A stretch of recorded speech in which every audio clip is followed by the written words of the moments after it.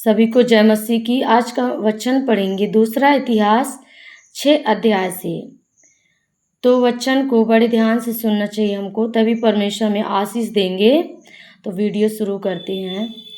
सुलेमान का प्रवचन। तब सुलेमान कहने लगा, यहोवा ने कहा था कि मैं घोर अंधकार में वास किए रहूँगा, परंतु मैंने तेरे लिए एक वास स्थान वरन ऐसा दृढ़ स्थान बनाया है जिसमें तू युग युग रहे। तब राजा ने इज़राइल की पूरी सभा की और मुंह फेर कर उसको आशीर्वाद दिया, और इज़राइल की पूरी सभा खड़ी रही। और उसने कहा, धन्य है इज़राइल का परमेश्वर यहोवा, जिसने अपने मुंह से मेरे पिता दाऊद को यह वचन दिया था और अपने हाथों से इसे पूरा किया है। जिस दिन से मैं अपनी प्रजा को मिस्र देश से निकाल लाया, तब से मैंने ना तो इज़राइल के किसी गोत्र का कोई नगर चुना जिसमें मेरे नाम के निवास के लिए भवन बनाया जाए, और ना कोई मनुष्य चुना कि वह मेरी प्रजा इज़राइल पर प्रधान हो। परंतु मैंने यरूशलेम को इसलिए चुना है कि मेरा नाम वहाँ हो, और दाऊद को चुन लिया है कि वह मेरी प्रजा इज़राइल पर प्रधान हो। मेरे पिता दाऊद की यह इच्छा थी कि इज़राइल के परमेश्वर यहोवा के नाम का एक भवन बनवाए। परंतु यहोवा ने मेरे पिता दाऊद से कहा, तेरी जो इच्छा है कि यहोवा के नाम का एक भवन बनाए, ऐसी इच्छा करके तूने भला तो किया, तो भी तू उस भवन को बनाने ना पाएगा। तेरा जो निज पुत्र होगा वही मेरे नाम का भवन बनाएगा। आमीन, हालेलुया। प्रभु की स्तुति हो। परमेश्वर आप सभी को आशीष दे। यह वचन जो यहोवा ने कहा था उसे उसने पूरा भी किया है। आमीन। और मैं अपने पिता दाऊद के स्थान पर उठकर यहोवा के वचन के अनुसार इज़राइल की गद्दी पर विराजमान हूँ, और इज़राइल के परमेश्वर यहोवा के नाम के इस भवन को बनाया है। इसमें मैंने उस संदूक को रख दिया है जिसमें यहोवा की वह वाचा है जो उसने इज़राइलियों से बांधी थी, मंदिर के अर्पण की प्रार्थना। तब वह इज़राइल की सारी सभा के देखते यहोवा की वेदी के सामने खड़ा हुआ और अपने हाथ फैलाए। सुलेमान ने 5 हाथ लंबी, 5 हाथ चौड़ी और 3 हाथ ऊंची पीतल की एक चौकी बनाकर आंगन के बीच रखवाई थी। उसी पर खड़ी होकर उसने सारे इज़राइल की सभा के सामने घुटने टेक कर स्वर्ग की ओर हाथ फैलाए हुए कहा, हे यहोवा, हे इज़राइल के परमेश्वर, तेरे समान ना तो स्वर्ग में और ना पृथ्वी पर कोई ईश्वर है। तेरे जो दास अपने सारे मन से अपने को तेरे सम्मुख जानकर चलते हैं, उनके लिए तू अपनी वाचा पूरी करता और करुणा करता रहता है। तूने जो वचन मेरे पिता दाऊद को दिया था उसका तूने पालन किया है। जैसा तूने अपने मुंह से कहा था वैसा ही अपने हाथ से उसको हमारी आंखों के सामने पूरा भी किया है। इसलिए अब हे इज़राइल के परमेश्वर यहोवा, इस वचन को भी पूरा कर जो तूने अपने दास मेरे पिता दाऊद को दिया था। तेरे कुल में मेरे सामने इज़राइल की गद्दी पर विराजने वाले सदा बने रहेंगे। यह हो कि जैसे तू अपने को मेरे सम्मुख जानकर चलता रहा, वैसे ही तेरे वंश के लोग अपनी चाल चलन में ऐसी चौकसी करें कि मेरी व्यवस्था पर चलें। अब हे इज़राइल के परमेश्वर यहोवा, जो वचन तूने अपने दास दाऊद को दिया था वह सच्चा किया जाए। आमीन, हालेलुया। परंतु क्या परमेश्वर सचमुच मनुष्यों के संग पृथ्वी पर वास करेगा? स्वर्ग में, वरन सबसे ऊंचे स्वर्ग में भी तू नहीं समाता। फिर मेरे बनाए हुए इस भवन में तू कैसे समाएगा? तो भी हे मेरे परमेश्वर यहोवा, अपने दास की प्रार्थना और गिड़गिड़ाहट की ओर ध्यान दे और मेरी पुकार और यह प्रार्थना सुन जो मैं तेरे सामने कर रहा हूँ। वह यह है कि तेरी आंखें इस भवन की ओर, अर्थात इसी स्थान की ओर जिसके विषय में तूने कहा है कि मैं उसमें अपना नाम रखूंगा, रात दिन खुली रहे।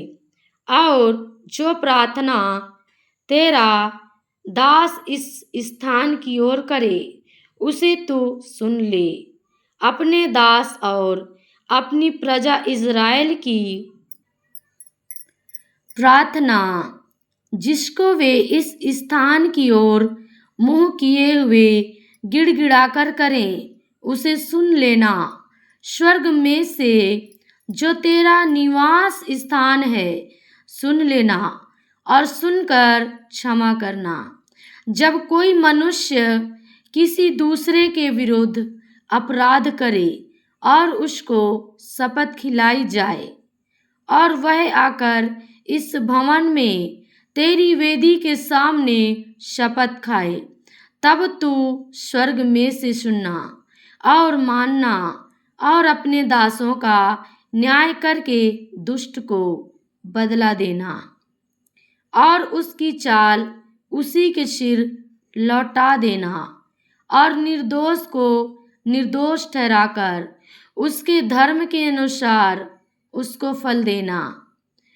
फिर यदि तेरी प्रजा इज़राइल तेरे विरुद्ध पाप करने के कारण अपने शत्रुओं से हार जाए और तेरी ओर फिरकर तेरा नाम माने और इस भवन में तुझसे प्रार्थना करें और गिड़गिड़ाएं, तो तू स्वर्ग में से सुनना और अपनी प्रजा इज़राइल का पाप क्षमा करना। आमीन, थैंक यू जीसस।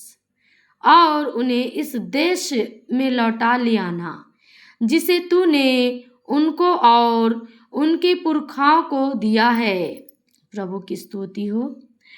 जब वे तेरे विरुद्ध पाप करें और इस कारण आकाश इतना बंद हो जाए कि वर्षा ना हो, ऐसे समय यदि वे इस स्थान की ओर प्रार्थना करके तेरे नाम को माने और तू जो उन्हें दुख देता है इस कारण वे अपने पाप से फिरें, तो तू स्वर्ग में से सुनना और अपने दासों और अपनी प्रजा इज़राइल के पाप को क्षमा करना। तू जो उनको वह भला मार्ग दिखाता है जिस पर उन्हें चलना चाहिए, इसलिए अपने इस देश पर जिसे तूने अपनी प्रजा का भाग करके दिया है पानी बरसा देना। जब इस देश में अकाल या मरी या झुलस हो या गिरुई या टिड्डियां या कीड़े लगें, या उनके शत्रु उनके देश के फाटकों में उन्हें घेर रखें, या कोई विपत्ति या रोग हो, तब यदि कोई मनुष्य या तेरी सारी प्रजा इज़राइल जो अपना अपना दुख और अपना अपना खेद जानकर और गिड़गिड़ाहट के साथ प्रार्थना करके अपने हाथ इस भवन की ओर फैलाए, तो तू अपने स्वर्गीय निवास स्थान से सुनकर क्षमा करना और एक एक के मन की जानकर उसकी चाल के अनुसार उसे फल देना। तू ही तो आदमियों के मन का जानने वाला है कि वे जितने दिन इस देश में रहें जिसे तूने उनके पुरखाओं को दिया था, उतने दिन तक तेरा भय मानते हुए तेरे मार्गों पर चलते रहें। आमीन, हालेलुया। प्रभु आप सभी को आशीष दे। फिर परदेशी भी जो तेरी प्रजा इज़राइल का ना हो, जब वह तेरे बड़े नाम और बलवंत हाथ और बढ़ाई हुई भुजा के कारण दूर देश से आए और आकर इस भवन की ओर मुंह किए हुए प्रार्थना करे, तब तू अपने स्वर्गीय निवास स्थान में से सुने और जिस बात के लिए ऐसा परदेशी तुझे पुकारे उसके अनुसार करना, जिससे पृथ्वी के सब देशों के लोग तेरा नाम जानकर तेरी प्रजा इज़राइल के समान तेरा भय माने और निश्चय जाने की यह भवन जो मैंने बनाया है वह तेरा ही कहलाता है। जब तेरी प्रजा के लोग जहाँ कहीं तो उन्हें भेजे वहाँ अपने शत्रुओं से लड़ाई करने को निकल जाएं और इस नगर की ओर जिसे तूने चुना है और इस भवन की ओर जिसे मैंने तेरे नाम का बनाया है मुंह किए हुए तुझसे प्रार्थना करें, तब तू स्वर्ग में से उनकी प्रार्थना और गिड़गिड़ाहट सुनना और उनका न्याय करना।